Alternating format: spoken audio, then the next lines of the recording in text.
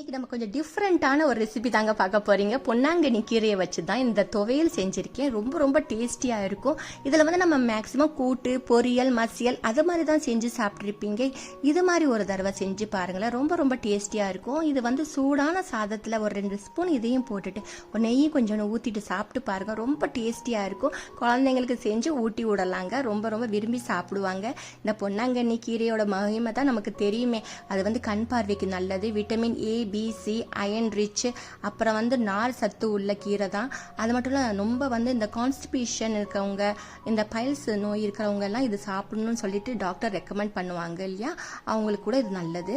இதுக்கு என்னென்ன பொருட்கள் தேவைன்னு சொல்லிட்டு பார்த்துக்கலாம். இன்னைக்கு நான் ஒரு கட்டு கீரையை நல்லா வந்து கீரையை மட்டும் நல்லா கிள்ளி எடுத்துக்கிட்டு நல்லா 3லேருந்து 4 வாட்டி வாஷ் பண்ணி எடுத்துட்டு வந்துட்டேங்க. அதோட வந்து 2 டேபிள் ஸ்பூன் வந்து உளுத்தம்பருப்பு, 2 டேபிள் ஸ்பூன் கடலப்பருப்பு, 3 டேபிள் ஸ்பூன் தேங்காய் துருவல், ஒரு மீடியம் சைஸ் வெங்காயம், 4 வரமிளகா, 2 பச்சை மிளகா, ஒரு 4லேருந்து 5 பூண்டு பற்கள், அதோட வந்து 4 கொத்து கருவேப்பிலை கண்டிப்பாக சேர்த்துக்கோங்க. ரொம்ப ரொம்ப உடம்புக்கு நல்லது. அது மட்டும் இல்லை, இது ரொம்ப டேஸ்டியாகவும் இருக்குது. இது மாதிரிலாம் சேர்த்து நம்ம துவையில அரைச்சி சாப்பிட்டோம்னா. இப்போ வந்து ஒரு கடாயில் 1 ஸ்பூன் எண்ணெய் ஊற்றிக்கலாம். அதோட எண்ணெய் நல்லா சூடாயிட்ட பின்னாடி 2 டேபிள் ஸ்பூன் எடுத்து வச்சுருந்தோம் இல்லையா, உளுந்த பருப்பை நல்லா வதக்கி விட்டுக்கலாம். ஃப்ளேமை கொஞ்சம் மீடியம் சைஸ் வச்சுக்கோங்க. தீஞ்சிராமல் பார்த்துட்டு வதக்கி விட்டுக்கோங்க. அதோட கடலப்பருப்பையும் சேர்த்துக்கலாம். இதோட இந்த 2 பருப்பும் நல்லா சேர்ந்து வதங்கட்டுங்க. லைட்டாக கலர் சேஞ்ச் ஆகட்டும்.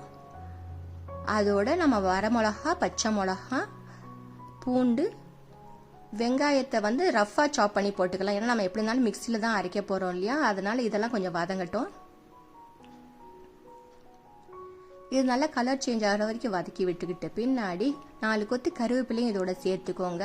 நம்மளுக்கு எல்லாத்துக்குமே தெரியும், முடிக்கு, ஸ்கின்னுக்கு எல்லாத்துக்குமே கருவேப்பிலை ரொம்ப நல்லதுண்டு. அது மட்டும் இல்லை, இந்த துவையலில் சேர்த்து செய்ய ஒன்றா அது அந்த டேஸ்ட்டு ரொம்ப என்ஹான்ஸ் பண்ணி கொடுக்கும். அதோட அந்த நம்ம எடுத்து வச்சிருந்த வெங்காயத்தையும் சேர்த்துக்கலாம். அதோட வந்து தேங்காய் துருவலையும் சேர்த்துக்கோங்க. தேங்காய் ரொம்ப கலர் சேஞ்ச் ஆகணும்லாம் தேவையில்லைங்க. அப்படியே லைட்டாக வந்து கலர் இதாகனா போதுங்க. இது மாதிரி வதக்கி செய்ய ஒன்றா நம்மளுக்கு வந்து ரொம்ப டேஸ்டியாகவும் இருக்கும். வாரத்தில் 1 வாட்டி 2 வாட்டி இது மாதிரி கீரை இது மாதிரி செஞ்சு சாப்பிட்டு பாருங்க. அதோட நமக்கு வாஷ் பண்ணி வச்ச கீரைங்களை சேர்த்துக்கலாம்.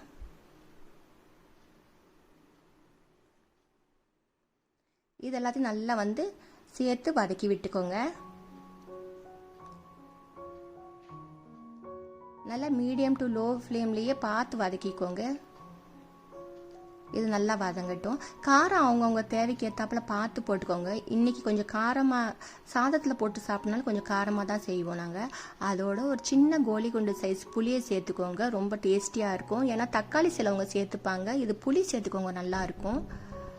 அந்த துவையில் அந்த டேஸ்ட், டேங்கி டேஸ்ட் வந்து நல்லாயிருக்கும் இல்லையா, அதனால தான். அதோட நல்லா வதக்கி விட்டுக்கலாம். இது மாதிரி பிசைஞ்சு சாதத்தில் போட்டு பிசைஞ்சு கொடுத்தா குழந்தைங்களுக்கு கூட ஊட்டி விட்டுலாங்க, நல்லாயிருக்கும். அவங்களும் சாப்பிடுவாங்க. ஏன்னா கீரை பொரியலாவோ கூட்டாவோ கொடுத்தா குழந்தைங்க சாப்பிட மாட்டேங்கிறாங்க. இது மாதிரி செஞ்சு கொடுங்க. இதெல்லாம் நல்லா வதங்கட்டும்.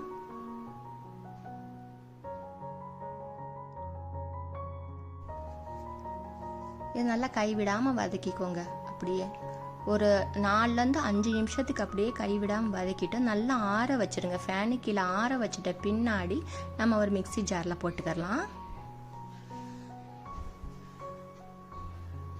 இது நல்லா மிக்சி ஜாரில் போட்டுட்டு இப்போ இதுக்கு தேவையான அளவுக்கு நான் ஒரு 1/2 டீஸ்பூன் வந்து உப்பு சேர்த்துக்கிட்டேன்.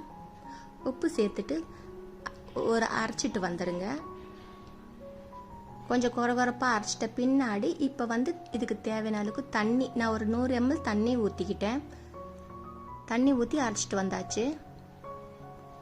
இப்போ சுவையான சட்னி ரெடி ஆயிடுச்சு, துவையல் ரெடி ஆயிடுச்சு. இப்போ இதுக்கு ஒரு தாளிப்பு கொடுத்துடலாம். ஒரு 1/2 ஸ்பூன் எண்ணெய் ஊற்றிட்டு கடுகு உளுந்தம்பருப்பு ஒரு 1/2 ஸ்பூன் போட்டுக்கலாம். அதோட ஒரு வரமிளகாவை போட்டுக்கிட்டேன். கொஞ்சோண்டு கருவேப்பிலை, அதோட பெருங்காய பொடியும் போட்டு சேர்த்து நல்லா வதக்கி விட்டுக்கோங்க.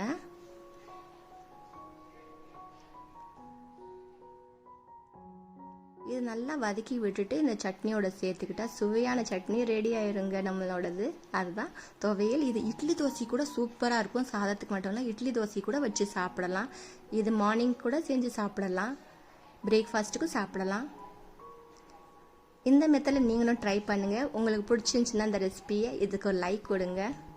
நம்ம வீடியோவுக்கு சப்ஸ்கிரைப் பண்ணாத ஃப்ரெண்ட்ஸ் சப்ஸ்கிரைப் பண்ணி வச்சுக்கோங்க. லைக் பண்ணுங்கள், ஷேர் பண்ணுங்கள், கமெண்ட் பண்ண மறக்காதீங்க. தேங்க்ஸ் ஃபார் வாட்சிங் அண்ட் டேக் கேர். டாட்டா பை பை. இன்னொரு நல்ல இன்ட்ரெஸ்டிங்கான ஒரு ஹெல்த்தியான ரெசிபியோட மீட் பண்ணலாம். தேங்க்யூ.